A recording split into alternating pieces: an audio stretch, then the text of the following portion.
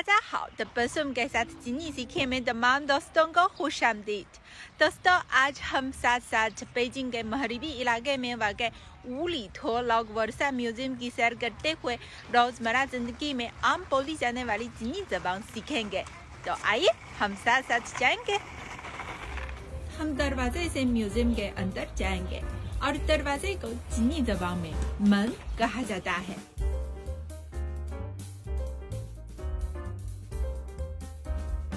दरवाजे से गुजरकर हम आंगन में पहुंच चुके हैं और आंगन को चीनी ज़बान में युआन कहा जाता है। आप देख सकते हैं कि आंगन की चारों इतलाफ मुख्तलिफ मकाम मौजूद हैं और मकाम को चीनी ज़बान में फांग कहा जाता है। अब हम एक कमरे के अंदर जाएंगे और देखेंगे कि अंदर में कौन कौन सी चीज दस्तयाब है। कमरे को या फांग कहा जाता है।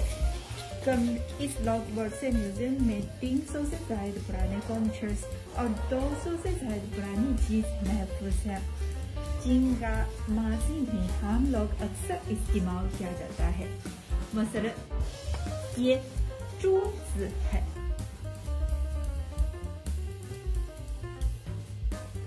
और साथ साथ कुर्सी椅子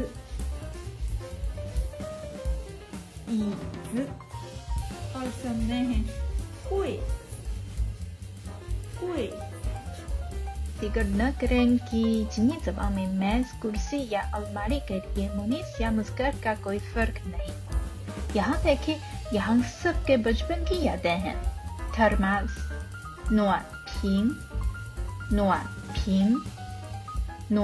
पिंग। आप जानते हैं कि हम चीनी लोग गर्म पानी पीना पसंद करते हैं, इसीलिए हर एक घर में ज़रूर थर्मास का इस्तेमाल होता है। और इस वक्त हमारे सामने दस्तयाब है ये पुरानी तर्ज का टेलीफोन है। टेलीफोन की ये मशीन जाहिर है कि पुरानी है और बेकार भी है। ताहम लफ्ज़ दियानहुआ चीनी ज़बान में और रोज़मर्रा मुकाबला में बहुत आम बोलते हैं। मसलन, 你的电话号码是多少？请给我打电话。有你的电话。